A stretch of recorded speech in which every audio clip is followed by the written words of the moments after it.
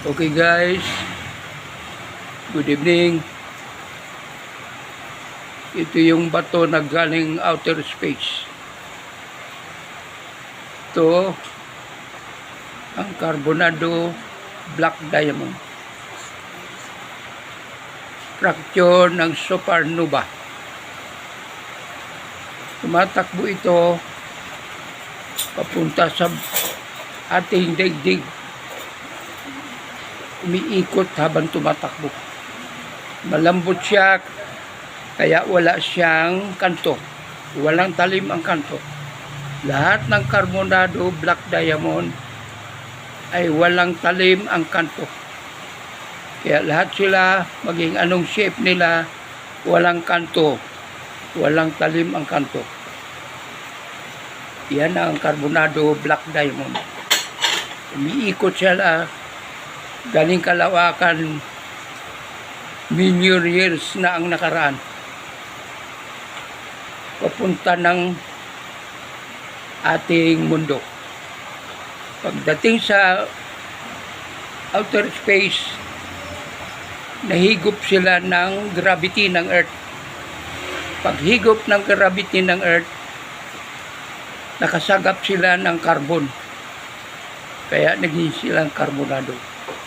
At doon sila tumigas dahil may hangin, mainit, at saka may hangin ang ating atmosphere. Ito ay matigas. Kaya pagpasok sa mundo natin, hindi siya mababasag. Hindi katulad ng meteorite.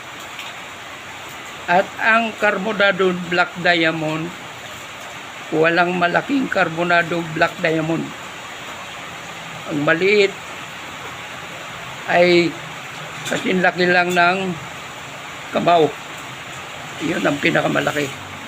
Walang malaking Carbonado Black Diamond. Hindi katulad ng meteorite.